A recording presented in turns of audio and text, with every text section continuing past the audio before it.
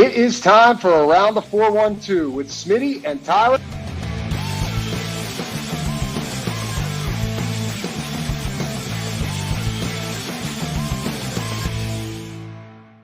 Welcome back to another episode of Around the 412. I am Tyler. With me, as always, is my co-host Smitty. Go follow us on all of our social medias at Around the 412. Also, if you're not watching the show all on there already, go subscribe to the YouTube channel. Leave a like on the video. Hit the notification bell so you never miss a video. If you missed out, we just ran a giveaway of a signed Jared Jones jersey for those who were subscribed to our YouTube channel. So if you are not subscribed already, you might miss out on any future giveaways. So be sure to subscribe to the channel. Also follow us or subscribe to us wherever you find your podcast. If you like to listen over on the listening platforms like Spotify or Apple Podcasts, wherever you find us, follow us there. Leave a 5-star review if you like what you're hearing. And Smitty, I feel like I already know the answer to this, but how you doing, man? Dude, I feel like I haven't stopped moving and thinking about my house that have not yet moved into, but I'm in the process of working on for a couple of weeks now. Like, so all the painting's done. But we're going through the process of doing the flooring, and then I did get the steps carpeted. I went into it not knowing how much that was going to cost. It's going to be like $600. So like I've spent $1,000 more just within like the last week than what I thought I was going to. Like, so I just feel like money keeps leaving my bank account right now. So whenever this process is done, I'll be very excited. So, but I'm okay. I'm healthy.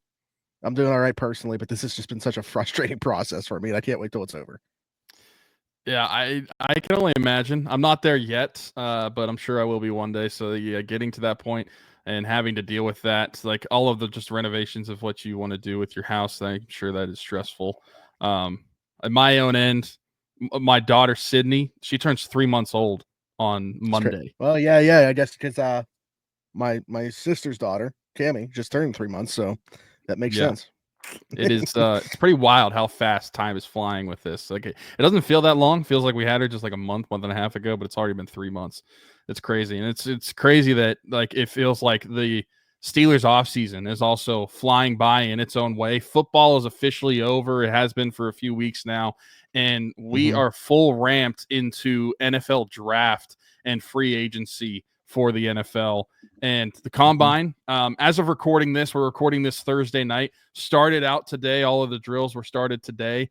And it just feels like from now until the end of April when the draft is happening, I feel like that is just going to fly by and go quicker than we think. And then we're going to get to like OTAs. And then by the time we get to training camp, it's going to be football season again. But I feel like football, the offseason is just going by quicker than I would have thought, considering, I mean, not to mention it only ended a few weeks ago. So it's not like that long, but we're already at the combine. I feel like the draft is going to get here shortly. This time of year just goes to show you football like dominates in our country. Like the fact that we care this much about the combine, like the combine used to just be for teams to get their own medical information on players and do measurements and stuff like that. Now it's like this big spectacle where like performance matters for these guys that can drastically impact their draft stock. I remember like Al and I actually just had this conversation, so it's good to talk about on here too. Like when we had Mink on the podcast, if you remember, we asked him about like his experience pre-draft and stuff like that. And a lot of this stuff, like these guys won't even think about it again after today or whenever they do their drills. Like they are testing and preparing to run a 40-yard dash 2 times, and those are the only 2 times they're ever going to care about what their 40-yard dash time is. Yeah, like it's crazy to see how much. I will say, like a lot of the combine stuff, I do think is silly and like doesn't matter. Specifically, this is a thought I have because the defensive line going today. I think there's like, where you can see the short yardage burst. So I think whether it's like the 10-yard split, 3-cone shuffle, like things like that, I think do have some importance for those positions. And it's like trying to figure out which ones are important for which position. Like I don't really care what my nose tackle is running in a 40-yard dash. I don't care about how many reps on a bench press my wide receiver or defensive back is doing. Like, so I think you got to kind of figure those out. But it's also the time of year where there's just going to be a lot of like silly stuff thrown out. And you kind of got to like figure out how to go through the weeds and cipher through what's real and what isn't. And Tyler, what we're going to do on today's episode, not a mock draft. So we're not just talking about the draft here. We're doing full mock off seasons. And I love this. Alan and I recently did this on Afternoon Drive as well. But mine's different. I went a little bit of a different path with mine in some ways, as opposed to how I did on there. And I'm very curious to see how you went about this as well. So not only are we going through here and signing free agents, we're also going to be going through the draft. We're going to talk about positions, but also some specific players are going to be thrown in here. And one thing I want to ask you before we even dive into this, and maybe I should have given you this before we even jumped on here, but I just not thought about it when I went into my notes. Did you happen to do any extensions? I did not. I was only looking at free agency and the draft. But I mean, if you want me to just think off the fly of extensions, I can. So I got a couple extensions that I have here. Just because I feel like they're like super obvious. And there's not like a ton of guys, honestly, from like the group of free agents that the Steelers have hitting free agency that I'm concerned about bringing back. But we're going to talk about one name there as well. So, all right, I'll start off. We can kind of go through this, and I'll start there, and then you can just basically tell me if you agree or disagree with who I'm extending and bringing back from last year's roster that's hitting free agency. So We'll start with TJ Watt. I think they're going to extend him. I mean, I think the big question, he's not even hitting free agency. You just need to extend him. Right. Yeah. So he's got 1 year left on his deal, though. I think they're going to extend him this summer. The curious thing for me is going to be the number, because I think years wise, like 3 years to me makes sense. We just saw a significant cap increase. They actually settled on that number today, $279.5 million. So is TJ okay with being the first guy to sign? Does he kind of want to wait and see what Micah Parsons, Myles Garrett get, or is he going to be okay with like negotiating with the Steelers early in the process and maybe being the one to sign first and then having his number be beat? I don't see TJ as being like that concerned with what other guys are doing. I think as long as like he feels like he's getting what he deserves and is respected by the Steelers, he's going to be fine with that. I know I saw like there was like a prediction thrown out there today, 37 to 40 million a year. I mean, I guess that could be the going rate here for pass rush, especially with the cap going up. So I'm going to say it falls somewhere. Like I'm going to say like 38 million per, I think is what TJ is going to end up signing for. But I think that extension is going to happen this summer. Don't think they're going to let him play out the final year of his contract. What do you think? Yeah, I think that his extension happens, and I think this one plays out differently than the first one did. I feel like the stress level of the Steelers fan base is going to be lower than it was in that first contract because it was going all the way pretty much up to the regular season. I feel like this one, there's a good chance that this happens even before they get to training camp. I just feel like that's something that you're not going to have this time around is the stress factor of this contract extension. Even though last time we all knew it was going to happen, I just think that this one happens earlier in the process than it is. And I don't think he's going to really care about being the first one to sign this time around. And really, he's only competing against Micah Parsons as far as like the who's going to be the first one to sign, because I'm sure you saw today that Myles Garrett has no interest in an extension with the Browns, especially with them being reluctant to accept his trade request. And it seems like they are, as of right now, going against that request. He is not going to accept any extension offers or even negotiate with the Browns right now. So really, it's just Micah Parsons and TJ Watt that's going to be setting that edge number. And I don't really think that this time around TJ is going to have an issue being the first one to sign. I think it happens before training camp even starts. Yeah, I think that's going to happen for sure. I mean, so I look at these other extensions that I was talking about. I don't necessarily think this one's going to happen, but I would definitely go through with this. DeShon Elliott has just 1 year left on his deal. He only signed a 2-year contract when he first signed over last offseason. I would extend DeShon Elliott this year. I have no clue. Coming off the season that he just had last year, I don't want him playing out his contract and potentially seeing that price spike up significantly. Perfect pairing to me next to Minkah Fitzpatrick. You can still get a third safety in there because I don't know that DeShon Elliott's not necessarily a spring chicken. I don't think he's not super old either. Somewhere in the middle there, he could be part of the now and maybe immediate future. But I think that they're going to add to that room, maybe not in a significant way. But especially with, Ryan Watt's unfortunate injury, we have no clue what's going to happen with the Monte KZ. So I'm extending DeShon Elliott this offseason as well.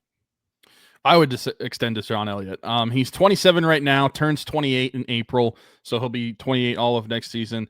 I would extend him. I think that he was a perfect pairing with Minkah Fitzpatrick. He played at a high level and outplayed everybody's expectations going into the season.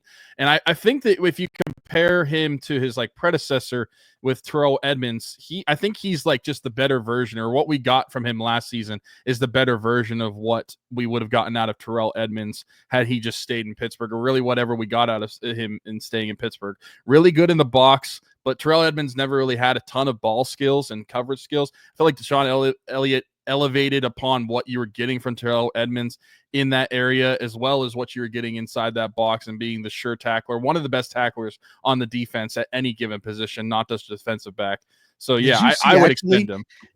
He literally had the lowest missed tackle percentage ever since it started being recorded. Really? Not like Steeler, not like no, just on Next Gen Stats has him ever recorded the lowest percentage missed tackle percentage since they started tracking it. That's crazy. Mm-hmm. Yeah, he's so I don't know. For me, it might not happen, but I would do it. I don't think he's old. He's not young enough where it's like an easy answer for the Steelers, but it's also not. He's not old enough where I think it's a huge concern. If you give him another like a 2-year extension, by the time that expires, he'll be 30. Mm-hmm. Even if you were like, I wouldn't even mind if they just ripped up this year and gave him a new 3-year deal just to give him a raise. Like that's honestly going back to the Myles Garrett thing. That's kind of, I guess, what he's looking for is he doesn't want an extension. He wants a completely new deal, like it ripped up and not years added, just redoing the contract completely. So I'd be willing to do that with DeShon Elliott. Not going to be anywhere close to that type of money that we'd be talking about with Myles Garrett. But I just wanted to give you a point of reference there. Other players that are going to need a new deal. Jaylen Warren's an RFA. Obviously, he's going to get the tender, possibly extend him. I don't know what that contract is going to look like. They obviously don't necessarily have to do so. They don't necessarily have to give him an extension, but I think he deserves a nice little reward, even if you are preparing to add to that running back room. Even if you feel like Warren is maybe a better 1B than he would be a 1A. Certainly going to be a big part of that. So, yeah, I'm tendering Jaylen Warren. I don't necessarily have an extension per se because I think that the numbers got to be right. Certainly want him on the roster in 2025, though. So, tendering him that RFA sheet. Yeah, for sure. And I think that the Jaylen Warren thing is going to be interesting to see how that plays out because of the future of running back. You don't really have anything else. I mean, Najee Harris was not picked up for his 5th-year option, so he's going to be a free agent signing somewhere else. You're probably expecting a draft pick, and then, I mean, depending on how they view what they're able to get out of Cordell Patterson, do you bring him back and him be your RB3 again, or do they find another veteran that's going to fill that role?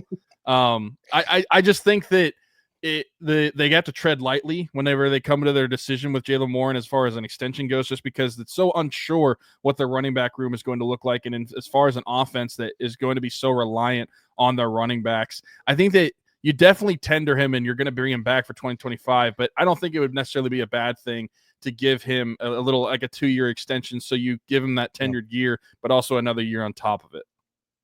Yeah, I mean, what he can do in pass pro, what he can do as a receiver, obviously he's got more juice. I still think they need another home run hitter in there. I don't necessarily think the word explosive is the best way to describe Jaylen Warren. He's more of a home run hitter than Najee, obviously, but that's like, being the tallest midget. So, like, you would know about that, huh? Yeah, exactly. But anyway, so tendering Jaylen Warren, possibly extend him if they can come to terms there and the number makes sense. I'm cutting a few players as well. You just mentioned Cordell Patterson, cutting him with 1 year left on his deal, would not bring him back for year 2. I'll get into the replacement there in terms of RB3 and kick returner here in a little bit. I'm also cutting Larry Ogunjobi. Now, he's somebody that potentially you bring back later on in the offseason. If you can make something work out, but he's due $3 million the 3rd day of the new league year. To me, that's just, I wouldn't want to do that. So I think you could bring him back at a lower number later on in the summer, potentially, if you don't go out there and sign somebody and draft somebody and feel good about that room. And then this one really sucks, but I'm cutting Cole Holcomb too. Again, maybe you can bring him back at a lower number if he goes out there and isn't able to find a home because, it's really nothing that he did. unfortunately. He was playing well and then got hurt, and we haven't seen him since. Yeah. So unfortunate for him, but especially when I look at that room, just because another part of this will tie this in as well. I'm giving the Landon Roberts a new 2-year contract, hopefully finish up his career here in Pittsburgh. Definitely want to keep him around. But then you look at Patrick Queen, Peyton Wilson, and Landon Roberts, and Mark Robinson's one of their best special teamers. Man, did he make a lot of impact plays down the stretch, and I think could fill in, as an LB4 if he had to as well. So I'm cutting Cole Holcomb. So Larry Ogunjobi, Cordero Patterson, Cole Holcomb, those are my 3 cuts. I agree with all of those. Ogunjobi, just for financial reasons. Patterson, because I think he could do better. And Cole Holcomb is just unfortunate the way it's played out. He didn't play at all last season. He really was MIA for a lot of last season, including like practices and everything. And just it's almost like he was just never heard of again after the last offseason. And I feel bad for him. We were actually at the game where he did get injured in 2023. It was that Titans game, I believe that's who they were playing on Thursday night. But yeah. I think that it's unfortunate, but the Steelers are going to be able to fill up that room, and they did it last year with similar personnel, and you're probably you have at least 3 of those guys going to be bringing back right now, and Landon Roberts I'm including in that role as well. I want them to extend him. He's one of the ones I would want to extend in free agency that is technically a free agent right now. But with Peyton Wilson and Patrick Queen, and then you just mentioned Mark Robinson, I just don't think that there's room for Cole Holcomb. It's unfortunate how his Steeler career ended on an injury, and he just never saw the field again. But that's just kind of how it works sometimes in this thing. Yeah, absolutely. So you said you're bringing Landon Roberts back as well. There's only one other player that I'm bringing back from last year's Pittsburgh Steelers team, and it's a quarterback. Justin Fields was the quarterback that I'm choosing to move forward with in my ideal mock off season here. He's the only one that I attached a number to. I'm giving him 2 years, $32 million, and I hope that works for Justin. I don't know how they would structure it. They definitely want it to be 2 years. They do not want this to be 1 year, and it wouldn't surprise me if Justin wanted 3. Okay, so I mentioned earlier, but how you got to kind of sift through some of the bull crap potentially that's coming out at the combine. I'm not believing any of this Russell Wilson stuff, and I don't even know if you've seen this, but there's a lot of smoke right now with Russell Wilson returning. And I think what's taking place is they're pushing this because Russell Wilson still being even included in these conversations as a possibility for the Steelers is the only way that they can, have leverage with Justin. If they were to just completely close the door on Russell Wilson, Justin holds all the cards in terms of negotiating with the Steelers right now. If they make it seem like it's feasible that they could go back to Russell Wilson, well, then you got a bargaining chip with Justin. I still think that that's their preference. I know. Well, another part of this though too is I think there's some real concern that Justin doesn't want to sign with with the Steelers because he wants to test free agency. So it wouldn't matter what they put in front of him right now. I think that's very real as well. So, but just wanted to throw that out there because I don't think I've seen a lot of stuff with Russell Wilson being the guy that the Steelers want to move forward with. If that happens, that's like their plan C. Like the other things fell through that they really wanted to happen. And that's a disaster to me if that ends up happening, to be quite honest with you. I don't know how you sell that. But anyways, bringing Justin Fields back, 2 years, $32 million. What are you doing at the QB position? So that's one of the positions that I wrote down when we were talking about free agency is quarterback, how I would address it. And Justin Fields is the guy I wrote down. I didn't attach a number, but I like your number at 2 years, $32 million. That gives you $16 million per year. And we've talked about it before, how there's really no one between that Gardner Minshew and who was the other quarterback? It was like $10 million at Gardner Minshew. And then someone was at 25. Gardner's making... Gardner's making 12.5 per or 12.5 million. But then it jumps up to 25 at Geno Smith. Geno Smith. Okay, that's it. Sorry, I forgot who the name was. But there's like a big gap in between. I think Justin can slide in there nicely. And I think the Steelers can make him feel well compensated enough where he doesn't have to feel like I would pay him free agency while also getting a bargain at mainly just like Justin Fields himself, but just the position in general when you look across the league. So it's 2 years, 32. So it's 16 per, but I'd pay him like 18 to 20 in year one. Yeah. And then year 2 might end up being like monopoly. I don't like maybe give him a little bit of guaranteed money because you're probably going to have to in order to not have him hit free agency. I don't even know if this would suffice, to be honest with you, but like this is my mock off season, my ideal world. So in this world, it does suffice. But yeah, I'd give him a little bit more in year 1, just because it looks better for him optically. You're paying him more, and then maybe give him some of that guaranteed in year 2. Obviously, he's not like $32 million is not to be fully guaranteed. Like that, Sure. we know how the Steelers do business, so that's just not happening. But yeah, oh, go ahead. Go ahead, because I would say you can go ahead from here with the Steelers free agents because that's it. Landon Roberts and Justin Fields are the only guys from this that I'm bringing back in an ideal mock off season. I will say, like guys like Ben Skoranek, I would definitely consider bringing back depending on what they do with the receiver room. But Sure. like in terms of like if everything goes according to plan, the way that I'm going to map this out, there's just not a spot for him. So those are the only guys I'm bringing back. Yeah, and I think that's very fair. But I was just going to say one more thing about the quarterback position. I feel like Justin Fields is by far the smarter pick between the two of him and Russell Wilson. And I just think that Justin Fields, maybe it's just because of the ease of bringing a player like that back. You already know what you're doing, and you don't have to give up any other assets to bring him in, as opposed to like trading for a Matthew Stafford, which I know a lot of Steeler fans would probably want to do. Also, if I'm picking between the two, I'd rather just like test the waters with a full season of Justin Fields and knowing that he's going to be your starter in 2025 than having to bring in a guy like Aaron Rodgers, because I know a lot of people would probably be interested in that as well. I'm not saying I wouldn't be interested in it. I think it would be intriguing, but just to see how it actually played out, not necessarily because I think it would be good. But I think that Justin Fields is the easy answer. And so, yeah, that's really kicks off the free agency class. I'll just switch another position. Although, hold on, before we move forward, I gotta get something in here, just because I feel like with Justin specifically, when you look at him, the difference there being his legs, such a game changer. What's going on, everybody? Smitty from Around the 412, and I just want to take a quick second to give a shout out to our folks at Game Changers. Their logo on the screen right now, right above my microphone. Over 2,000 different designs in their catalog. Luxury heavyweight material. I am wearing one of their shirts right now.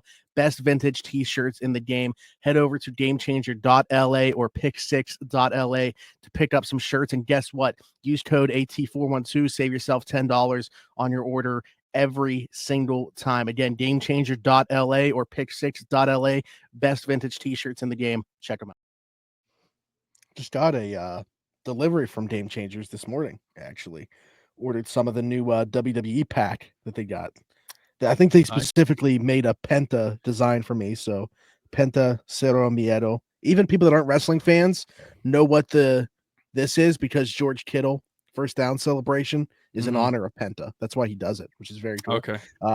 Then got a Jey Uso shirt and a Jacob Fatu shirt. So for any wrestling fans out there, they just dropped a new WWE pack. It's pretty sick. But any design, save $10 using code AT412. Go ahead. How do you want to continue to sift through this offseason? Well, I was just gonna. Should I stick to the same side of the ball, or should I flip over to the defense? Because I wrote them down. So hold on. Are in a certain order? Are there any other players from last year's team that you're bringing back?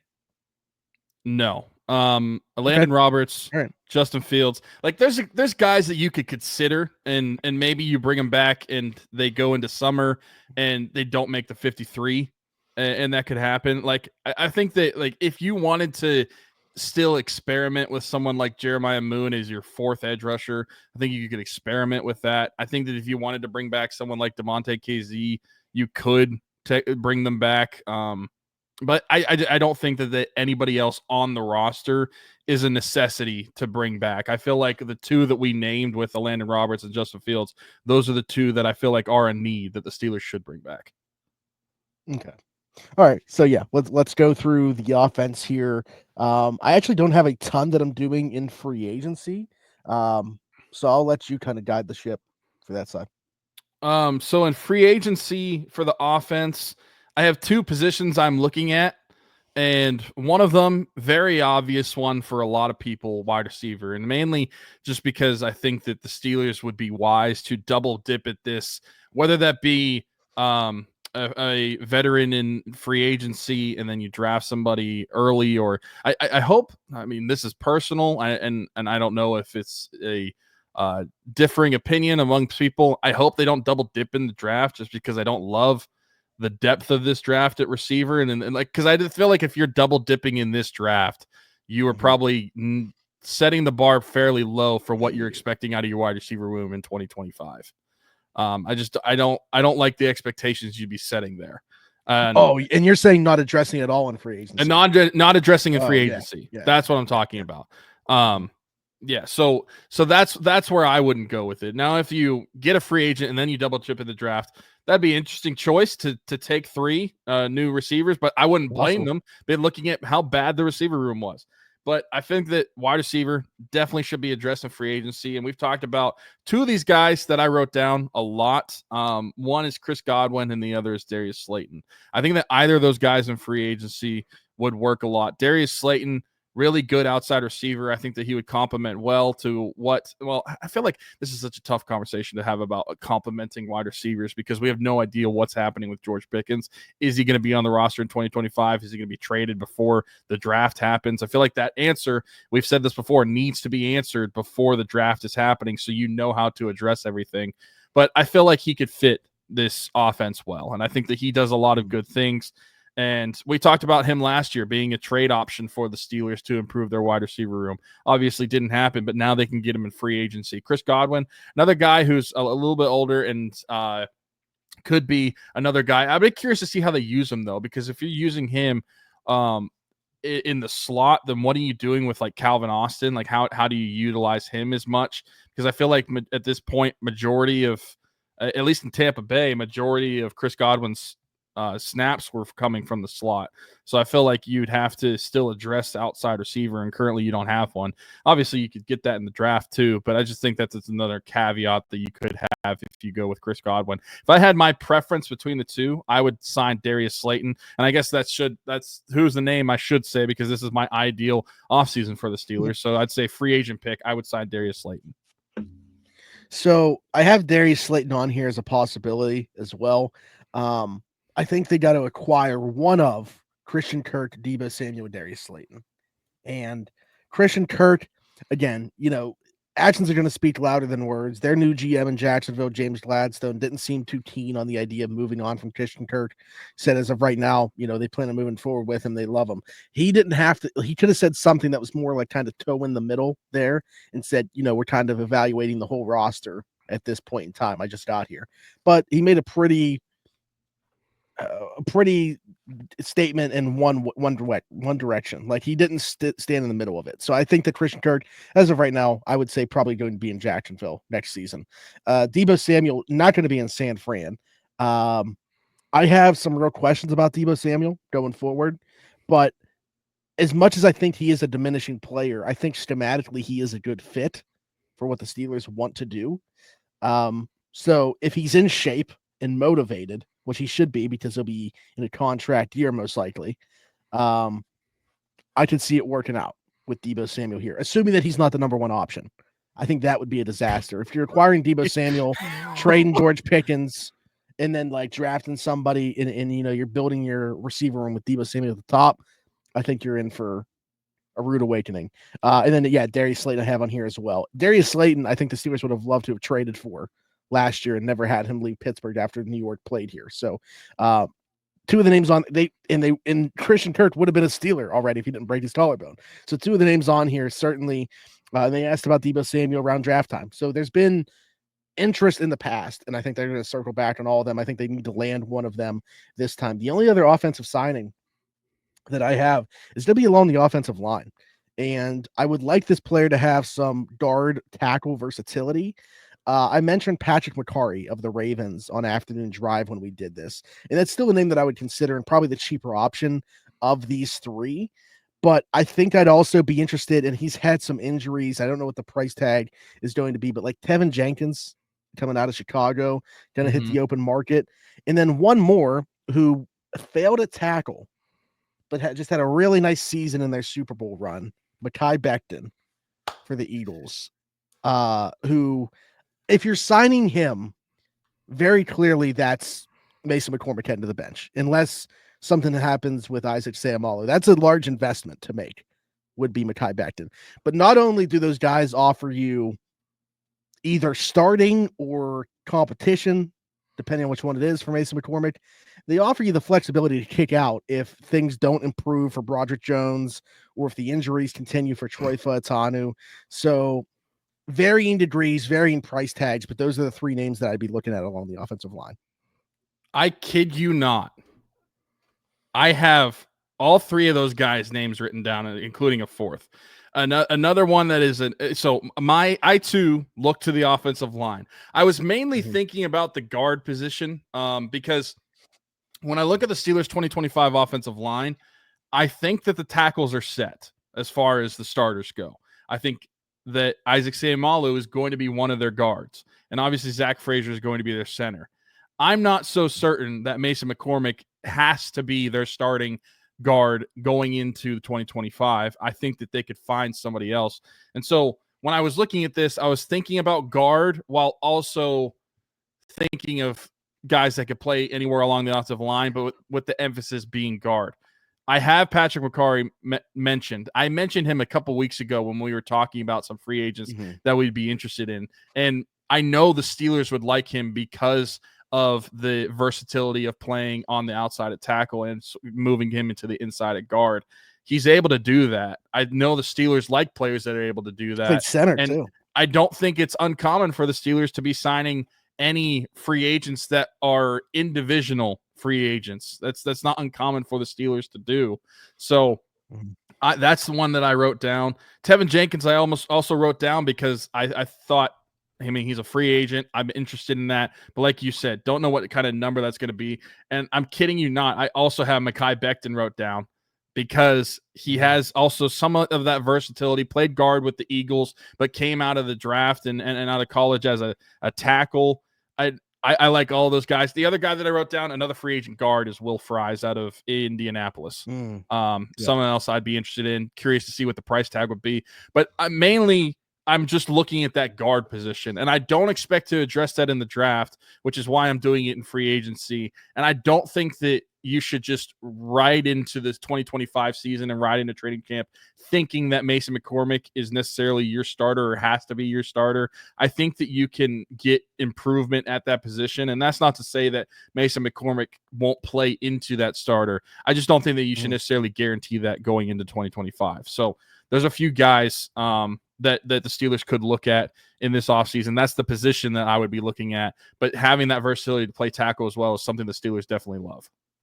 And I think, that's the important part is I think guards certainly make sense with what they're looking for because you got a 4th-round rookie that just played last year, McCormick, who I think can definitely be improved upon. You also got Seumalo in the last year of his deal. So maybe I think the best path forward is get somebody to replace McCormick right now, have him be the swing interior, and then he takes over for Seumalo after next season, which is the left guard spot. Again, like I think he could play at right guard. Left guard is what he had played at South Dakota State. So going back to the position that he was better at playing in college. So yeah, I like it. That's where I'm at as well. Let's just go to the other side of the trenches if you don't have anything else offensively. Nope, none offensively for free agents.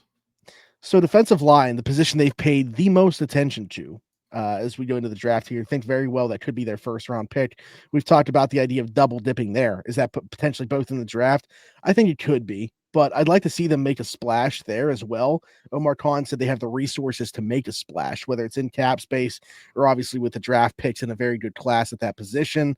I just talked about one of the guys on the Philly trenches in Mekhi Becton, Milton Williams, hitting free agency as well. I think this is going to be an interesting one. He's one of the 5 names that was thrown my way from somebody in terms of players to watch in free agency. I think the contract is obviously going to be a big thing here. He's got like 1.5 seasons really of production where he really came into his own, wasn't even a starter there for a large portion of the time in Philly. We know how that hard it is to get a starting job on that defensive line with the way that they just draft and develop over there. But I think he's certainly a name to watch. If it's around like, 10 to 12 per for 3 seasons, maybe half of that guaranteed. I think that's something Spotrac has sign up for. What's it at? Spelltrack has him at 3 years, 36 and change million, just a 12. Hair over 12 million a year. Okay, and then that'd be somewhere between 15 to 18, probably guaranteed if I know the Steelers correctly. So I think that'd be something that I could definitely get on board with. And if he prices himself out, I think you maybe look at like a Joseph Sebastian Day as maybe something that makes sense. He'd probably be a lot cheaper. But yeah, I certainly want to have a defensive lineman in place before we get to the draft. Like I want to check that box before we get there. whether it's like that big splash like a Milton Williams or something to a lesser degree like a $5 million or under player. If you're cutting Larry Ogunjobi, I think you want to sign a player there and check that box before you get to the draft so you're not pigeonholing yourself into having to draft that in the first round. So when it came to defensive line, I didn't even think about free agency that much, mainly because I didn't go into this thinking about the potential of Larry Ogunjobi being cut. Even though I think that's a realistic option, I just wasn't preparing for that. So my defensive linemen are all in the draft right now. So I didn't even have anybody for defensive line. I missed a player offensively because I cut Cordell Patterson. Oh, okay. So I'm bringing a running back. And this running back's also got to be able to help in the return game. Amir Abdullah coming over from the Raiders because he can be the third down running back and he can also return kicks. So I don't hate that. I'm bringing him in. Last thing I'm doing in free agency, we're going to the defensive backfield here. We're looking at corners. And if you're paying attention to what's going on at the combine today, Steelers, not a ton of it. Like they talked to Will Johnson. Apparently that's obviously not going to happen. And then like guys that will be in their range, they really haven't spoken to. So I don't think corner is what we're looking at for an early pick here. I think this is certainly something for free agency. So I'm about to throw a bunch of names your way. So bear with me here. I got like 6 names here. I want to sign Nate Hobbs. That's 100%. That's my slot. I have him down too. So I'm signing him. And then for the outside, I want them to sign an outside corner as well. And this is where I'll give them some. I'm going to be nice here. I'm going to give the Steelers 5 names. And as long as they sign one of them, they can appease me. Asante Samuel Jr., Travarius Ward, DJ Reed, Carlton Davis, or Paulson Adebo. I think Paulson Adebo is one to really keep an eye on here. Only 25 years old. Injuries have been a thing. One time, man, like when he was in college, at one time he was considered like the dude. I don't think that he necessarily, as we got closer to the draft, where did he even, I think he ended up being like a 3rd round pick. So he didn't even end up going like super high in the draft the year that he did come out. Career in New Orleans, a little bit up and down, but I think he ended on a high note. And I think he's due for a nice little payday in free agency. I think, ideal CB2. So I think when you look at what he could do, and he kind of fits that same mold as Asante Samuel Jr., where he's a dude that's been in the league for 4 years, but he's still only 25. Yeah, that's true. So I have 3 of the same names. Well, technically 4 if you're including Nate Hobbs. And corner is also the only other position that I had in free agency. And I know there's technically 2 positions because one of them is a slot corner, and I'm looking at it outside as well. Nate Hobbs is the one, and we talked about him a week or 2 ago. Nate Hobbs is the one I would bring in, pair him with Beanie Bishop. And those 2 would be your slot corners, and he would be a much needed improvement based off what you were getting from Cam Sutton a year ago. It was awful. It was quite frankly awful. And for the outside corners, Asante Samuel Jr., DJ Reed, and Travarius Ward are 3 of the names that we had the same. I had Christian Fulton in there as well. Okay. Yeah, that to me is more of like that's the other 3 I'd feel very all the other ones you said I'd feel very comfortable about. That's the one that's more of a swing. A little bit of projection there, like hoping that he plays better than he has so far in his career. Also cheaper because of that. So, if they were to not want to be big if spenders it's the there, Steelers, not be big spenders there, that's certainly a name that I think could be in the realm of possibility. So nothing else in free agency, right? You got everything covered there. I have nothing else in free agency. Okay. So we go to the draft, and of course, like depending on what boxes are checked in free agency, I checked the boxes that I needed to, though, to kind of open it up where it's just BPA. There's a couple names here that I'll say, like, certainly wouldn't expect them to be available, but like just for the sake of people saying, hey, would you take this player if they were there? I would take Ashton Genty if he was here. I would also, they met with Tyler Warren. That ain't going to happen. He ain't falling to 21. But yeah, like even though they don't need a tight end, they need pass catchers. Yeah, draft Tyler Warren. I think that'd be awesome. With that being said, pick 21 to me, I'm down to 2 names right now as we sit here right now. I'm down to Emeka Egbuka or Kenneth Grant, depending on which route they're going to go and how the board falls. We have the exact 2 names. So I have Emeka Egbuka and I have Kenneth Grant. Depending on how the board's going to fall, depending on what it's looking like if the Steelers are in a position, if they're both there, which one would you take? You'd have to tell me what the Steelers have done in free agency at wide receiver already. Well, for me to know. Okay, follow along with your own mock offseason there. If they bring in Darius Slayton and George Pickens and you didn't stays, trade. Yeah, you didn't trade George Pickens, right? So you're keeping. And George Pickens stays, then I'd take Kenneth Grant. But if George Pickens is going to be gone, I'd take Mekhi Becton because I don't think that you can go into 2025 with a similar wide receiver room that you had last year. Like, you have to improve that position. You don't necessarily have to take a huge jump at defensive tackle. Like, obviously you do for the long term, and it would be a great player to have. But like, you cannot go into a similar scenario at wide receiver like you did last year. So I signed Milton Williams. So like, if I don't get Grant, I'm not that upset about it. Like, that's true. I really like him as a player. I'm taking Ibuka, even if I end up with my acquiring one of Christian Kirk, Deebo Samuel, or Darius Slayton, just because I didn't give George an extension. I'm also not trading him. I think the ideal scenario is you basically use him as your own rental this year. Okay. And you convince him to play out his contract. So, but then at that point, like, man, 2026, we could be right back in the same boat if we don't take a receiver early this year. Ibuka at least gives you like a building block within that room, because none of these guys that I'm bringing in are like the answer either. I don't think Ibuka is a wide receiver one.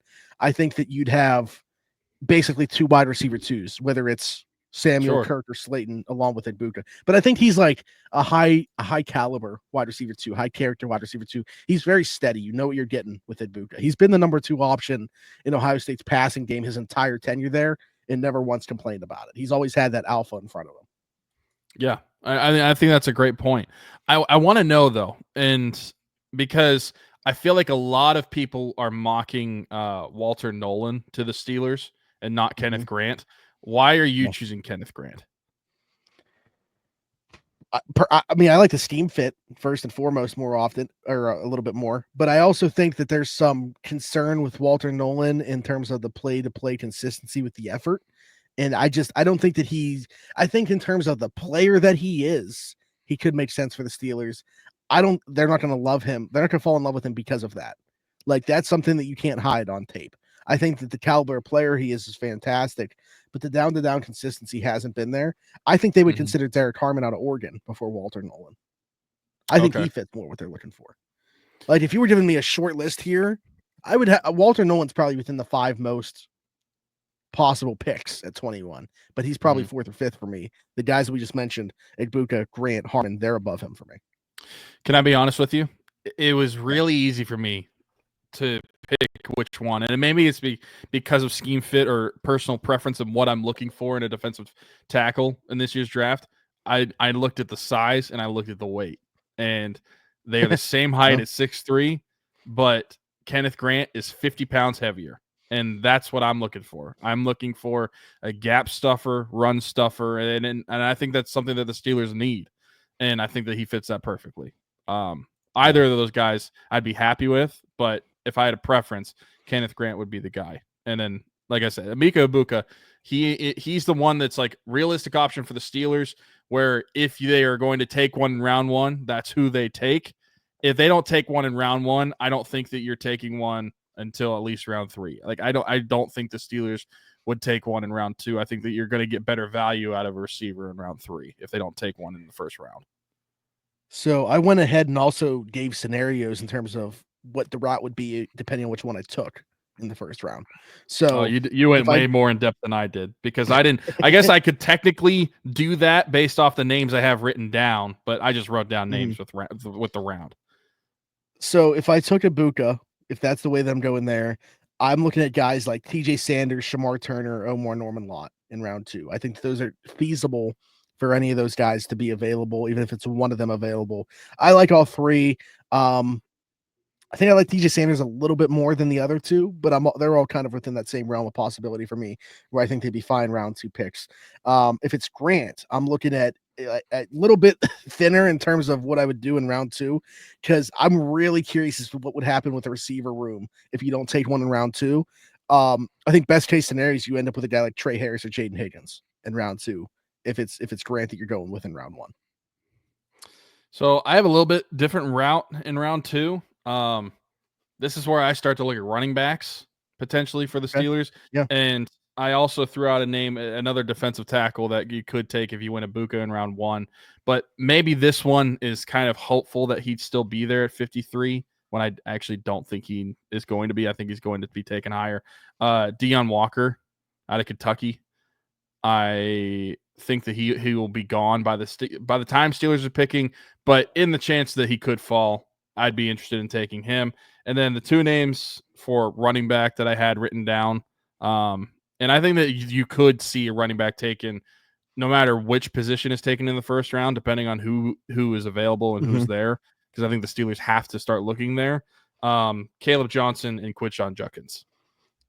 If Caleb Johnson was there in round 2, man, yeah, I wouldn't even care. Like, even if you took Grant in round 1, yeah, I don't even know what that would mean for the receiver room. But Caleb Johnson's, like, outside of being able to find a time machine and bring back prime Derrick Henry, that's the best possible fit for Arthur Smith's offense.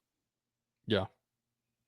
So you're not going to get any pushback from me in terms of taking him there. Quinshon Judkins, I'm obviously familiar with, being an Ohio State guy. I'm curious to see, like, he could potentially, somebody put him in round 1. I've seen people say he's a round 3 player. I'm very curious to see how he tests and how his draft stock gets impacted. Also, obviously, like with him and Travion splitting time, how that's going to view him. I think everybody kind of views Travion a notch above Quinshon as well.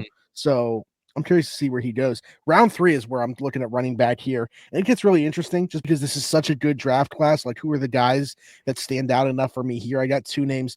Baishal Tootin, who I've talked a lot about, out of Virginia Tech, to me. Great scheme fit as well. Ran a ton of outside zone at Virginia Tech. Got him the ball on pitches and just screens. And it's very similar to how Arthur Smith wants to get the ball into his running back's hands.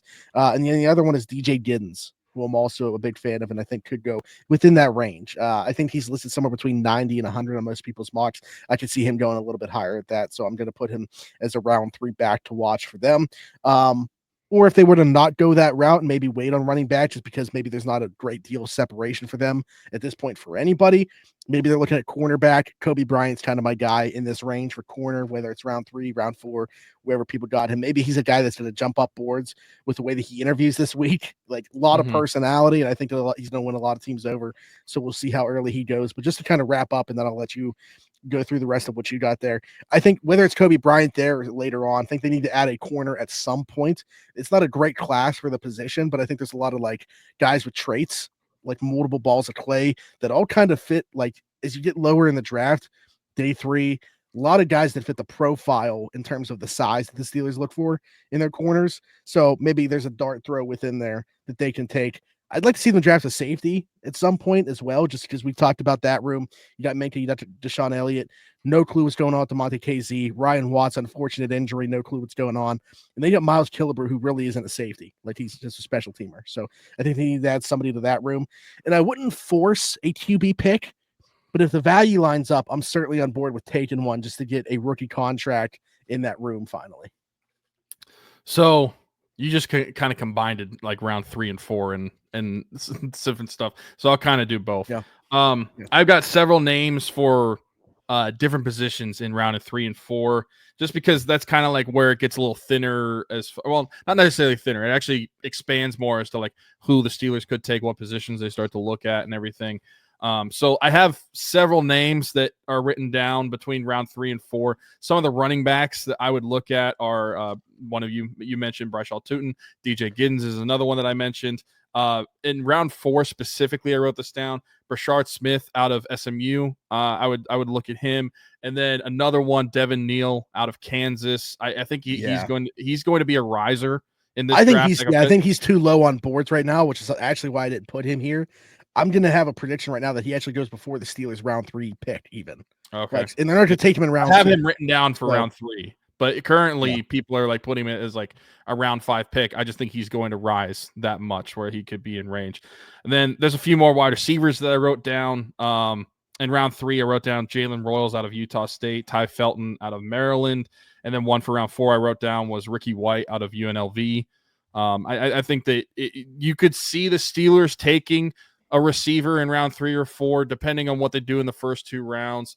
And who knows, maybe if they take one in round 1 with like a Mekhi Becton, maybe they do double dip in the draft at some point, and because of the need of that position and what it turned out last year in that room. I had one offensive tackle written down, Emory Jones out of LSU. Like, I feel like offensive lineman not key in this draft for the Steelers, especially early.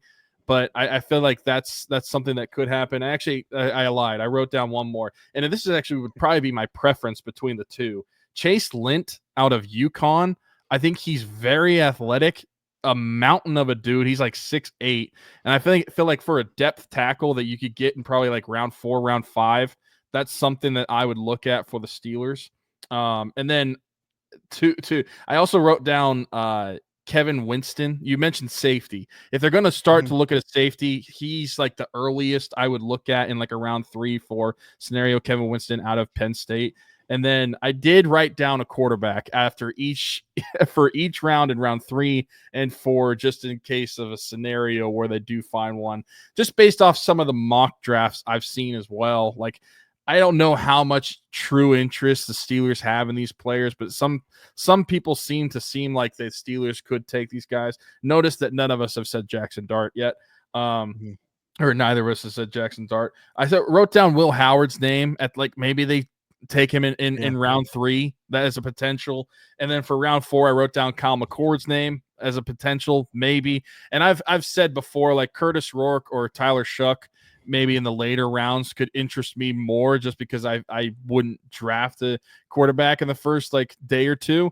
But we'll see what the Steelers are actually going to do. But there's just several names of guys, depending on how the draft plays out and how the Steelers' plans branch out because of how the guys get taken. I just wrote those are several names. And then looking at some of the depth positions, not necessarily players, just looking for rounds 5 through 7, I think you could get a depth tight end. I think that you could get a safety if you don't get one already. Like I said, I wrote down Kevin Winston, but safety is something you could address. And I think that you could get maybe like this would be like a late day 2 pick or a day 3 pick. Maybe look at another linebacker if you want to experiment with somebody compete with Mark Robinson on the roster for that special teams in that linebacker 4 spot. Yeah, we have a lot of similarities there. So, I was going to tell people to go through in the comments and tell us which of our mock off seasons they like more. Can still do that. There's still some differences, but we didn't have any communication about what we were doing, and we still largely went about business pretty similarly. So, and if there's something that you guys would do differently or something that you would like the Steelers to see, let us know in the comments, because I'm always curious to see how people would operate the team if they had the keys to that joyride. So if you have a free agent signing or somebody that you're eyeing in the draft that you would like to see, let us know in the comments. I also want to say, obviously, within doing this, we say ideal or what, like it's within reason. Obviously, bringing back Justin Fields is not the ideal solution to the Steelers' quarterback problems. I'm not going to get on here, though, and say We're trading for Josh Allen. So, keep that in mind as well. When we say that it's within the realm of possibility, we're choosing Justin Fields over Russell Wilson. That's really what it comes down to. So, but yeah, that's kind of all I got just to go through here again. Justin Fields coming back, extending TJ Watt, DeShon Elliott. Jalen Warren's back. We'll see about a new long-term deal, new contract for Landon Roberts, cutting Larry Ogunjobi, Cordell Patterson, Cole Holcomb, signing one of Asante Samuel, Travarius Ward, DJ Reed, Paulson Deebo, and Carlton Davis. Also signing Nate Hobbs to shore up that slot spot. Milton Williams on a 3-year deal, ideally, maybe 15 to 18 million guaranteed, 36-ish million. Acquire one of Christian Kirk, Deebo Samuel, Darius Slayton, sign Patrick McCarry, Tevin Jenkins, or Mekhi Becton, sign Amir Abdullah, draft Emeka Egbuka or Kenneth Grant at pick 21. If it's Egbuka, go in D-line in round 2, whether it's TJ Sanders, Shamar Turner, or Omar Norman Lott. If it's Grant, we're going Trey Harris or Jaden Higgins in round 2. Round 3 is where I look at a running back. Bashal Tootin and DJ Giddens make a ton of sense to me, or potentially Kobe Bryant if they go to the corner route and decide to wait on running back. Get a safety at some point. Please don't force a quarterback pick, but I think there's certainly a lot of spots where maybe the value does line up, and I don't hate the idea. For me, very quickly, just because I have a ton of names in the draft, sign Justin Fields back for quarterback. Sign Darius Slayton as a free agent wide receiver. Get one of these guys like Patrick McCarry, maybe Taven Jenkins if the money is right, and Mekhi Becton to shore up your guard position.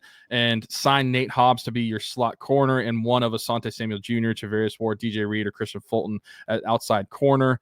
And then in first round of the draft, same as Smitty, get Emeka Egbuka or Kenneth Grant.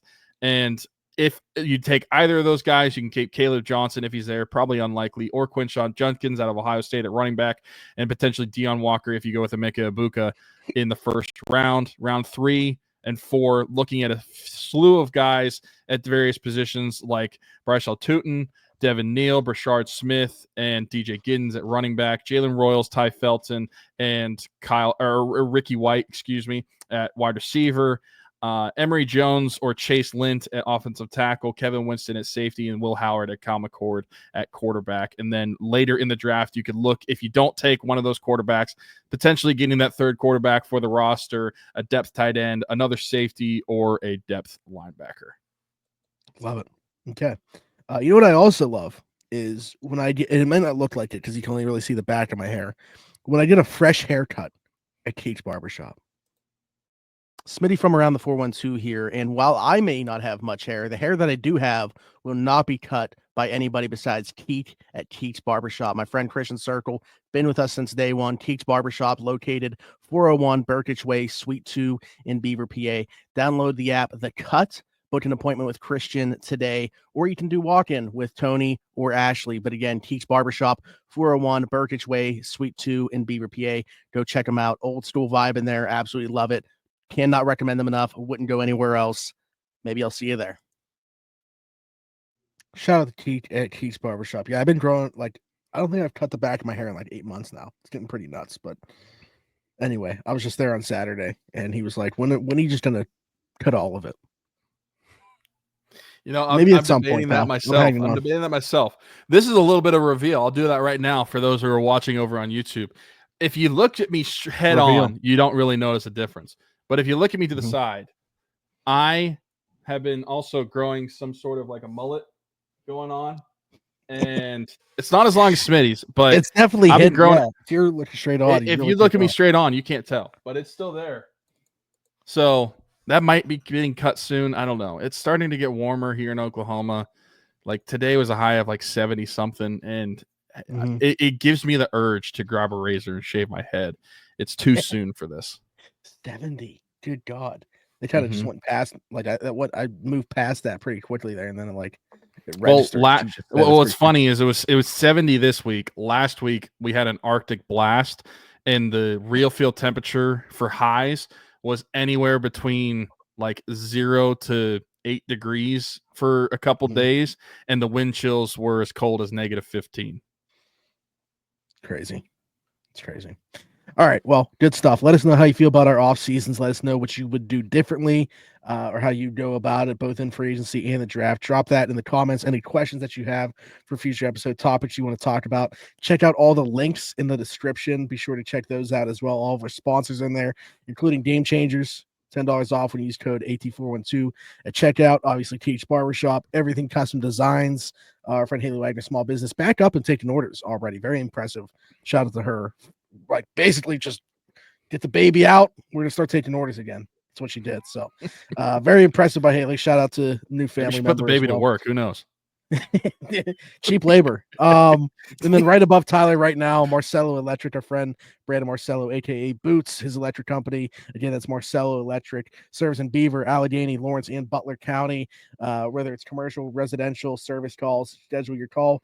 Please contact him at 724-614-0611. Again, 724-614-0611. And if you use the link directly to his Facebook page, that phone number is there, as well as his email. You can reach out to him that way as well. So be sure to do that.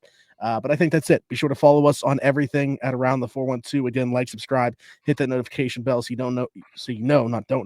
know when we post another episode, whether it's the Steelers show or if you are also Penguins or Pirates fan.